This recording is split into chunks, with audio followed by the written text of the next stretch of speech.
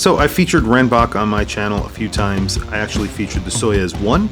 This is the Soyuz 2. They have upgraded it in basically every single way, except for the bracelet, which I think is just a carryover, but everything else has been upgraded. The dial, the way the dial is actually made, the case, even the case back, the movement, everything has been upgraded, and it looks pretty damn cool. So I'm going to get right into it. It comes in the same packaging. It just says Werenbach, made of space rockets, which is awesome. If you are a fan of space, you have a little bit of actual rocket that has been to space on your wrist.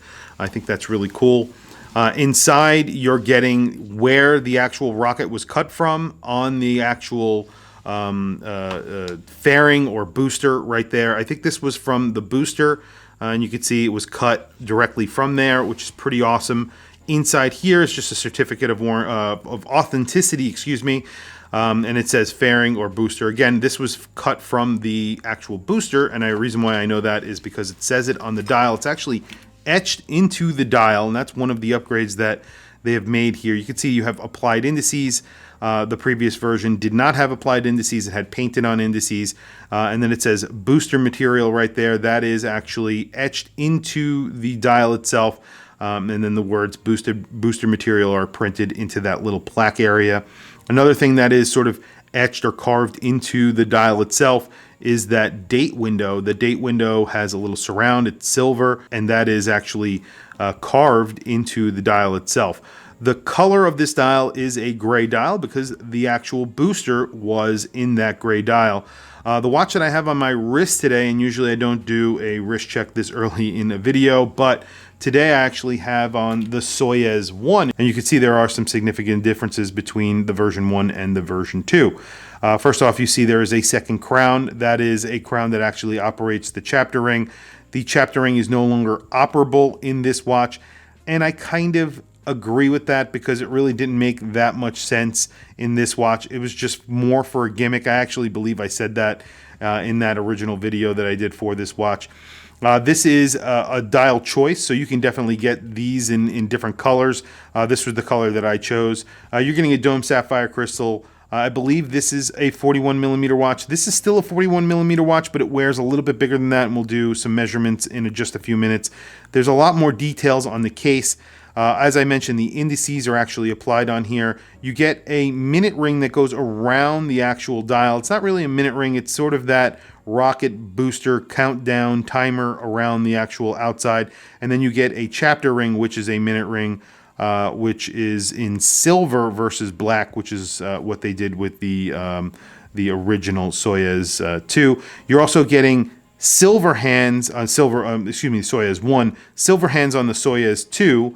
And then you get an arrow second hand, which is really cool on here. Arrow counterbalance with a little bit of orange accent. And that's it. So those are the differences. The crown is pretty much the same, except you're getting a little bit different finishing on this as well. The case gets a lot of different finishes on it compared to the original, which is all brushed and bead blasted.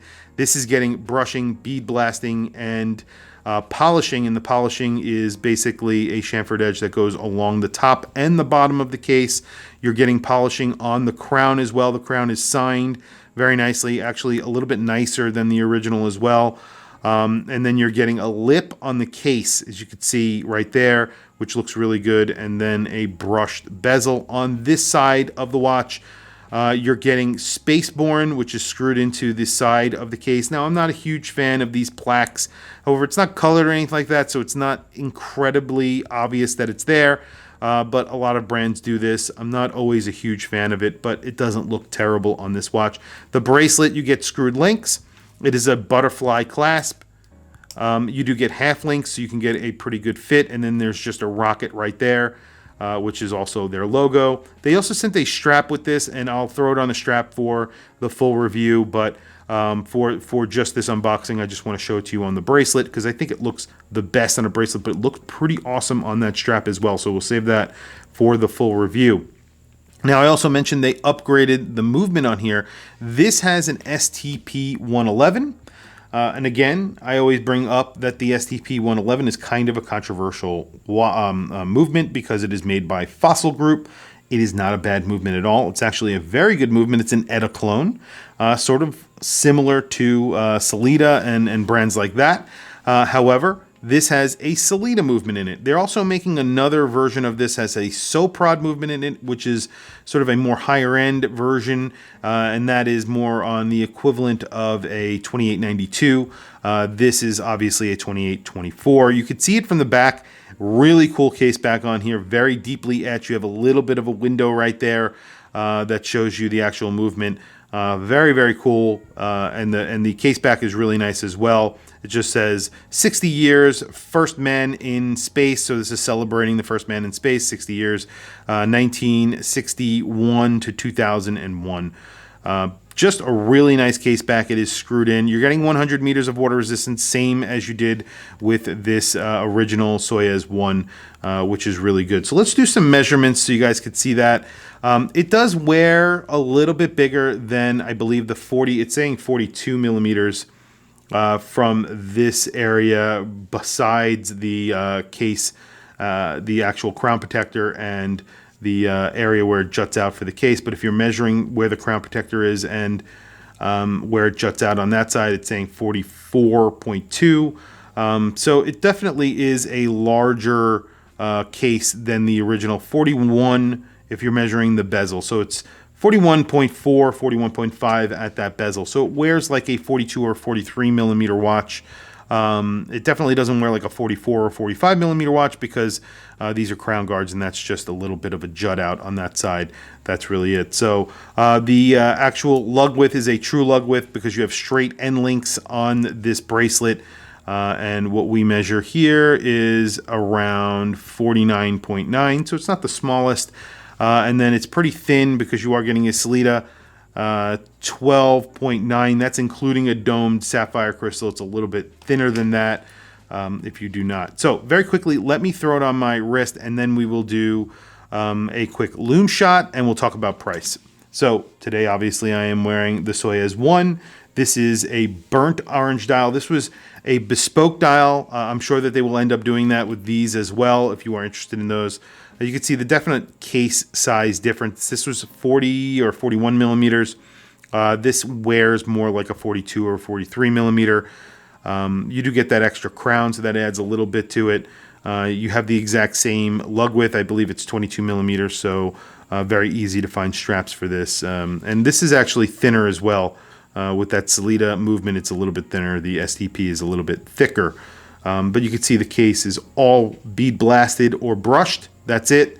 This is a lot more complicated on this watch. It definitely looks a little bit nicer. Well, feels a lot nicer and looks a little bit nicer. There you go. So it's thinner, and it doesn't wear huge. Like I said, it wears like a 42 millimeter, 43 millimeter, and it's pretty thin. So the original price on that Soyuz 1, I believe they were selling those starting at around $1,200, $1,300. And they went up all the way up to $1,900 if you wanted the bracelet and things like that. This watch on the strap, I think they are selling for $952. That is sort of their early bird special, and that's what they're offering currently. And you can get this for $950. Honestly, I think that's a very good price, especially considering a couple of things, actually. One, that you're getting a piece of actual rocket on the dial. I don't know how you actually measure how much rocket is worth, but that's a finite amount of rocket that they're going to be able to get. These are Soyuz rockets, which is pretty cool. They've actually been to space, and you're getting a good chunk of it on your dial, which I think is awesome. Also, the upgrades that they've made here definitely warrant a higher price, but they're actually charging less money for this. You're not getting an STP movement, which is a cheaper movement than the Sellita. And then, of course, you go up from there. The Soprod is more expensive than this, but this is a very good price for $950. You're getting a lot of watch, very nice packaging. It's just a beautiful, I mean, look at that. It's a really beautiful watch. It's a statement piece. Again, it's something that you will definitely get a lot of looks and some conversation from because obviously there is a piece of rocket on your wrist, which is very interesting. So very quickly, let's do a lume shot, and then we will wrap up the video. So not a ton of lume on here. The hands are liberally applied with lume. There's essentially no lume on the dial whatsoever. You just have two little dots there at 12, a dot at 9, a dot at 3, and then I don't believe there is a dot at the 6 o'clock. There isn't, so that's it. And they aren't hanging on very long at all. But the hands are bright. They are liberally applied. So I wish that they actually lume the indices themselves. That would have been great. Other than that, my only other complaint about this watch is that it now has a non-screwed-in crown, which the old one had a screwed-in crown. That was actually nice, but they have gone with the non-screwed-in crown, even though it still gets 100 meters of water resistance. I would have liked to see a screwed-in crown, just because I like screwed-in crowns. It just adds a little bit of security, peace of mind. That's the only reason why I like them. I know that's sort of a thing, but that's just me. But other than that, everything else here is pretty much upgraded. The bracelet is essentially the same. It's basically a carryover. Excellent bracelet. A lot of their watches, the finishing, the look of them, the cases, they feel a lot more premium. This is a Swiss-made watch. They are pretty much a premium brand. It's one of the first micro brands that I actually was really interested in. And one of the reasons why I was interested in them, obviously, is because they put Rocket Booster on their dials. And you really won't find this from a major brand. This has the finishing and quality, the fit and finish of a major brand. And obviously, it isn't cheap, so you're going to be spending almost $1,000 on this watch, but it's definitely worth it. A lot of watch for your money here, I think. And you do get that pretty awesome dial. But tell me what you guys think in the comments below. They have made a few really cool watches over the years, and they continue that. And they are moving up market as well. So they're giving you more for your money in this mid-range watch. So you're getting a better movement, better finishing, better dial. However, they are not charging more. So they're actually giving you it for around the same price and less money, actually. And then they're giving you the option for a higher end movement. And they're charging the same price that they charged previously for their version that had a STP movement in it, which I think is pretty damn awesome. But tell me what you guys think in the comments below. I want to hear from you guys. Please also don't forget to like and subscribe. Hit that bell icon. It is super helpful for the channel, and I very much appreciate it. Please follow me on Instagram. My Instagram is WatchChrisBlog. I have some links in the description. Those links are to Amazon. If you click those links and buy anything, it helps support the channel. It doesn't cost you anything extra. However, I very much appreciate it. Anyway, thank you for logging on. I'll catch you guys in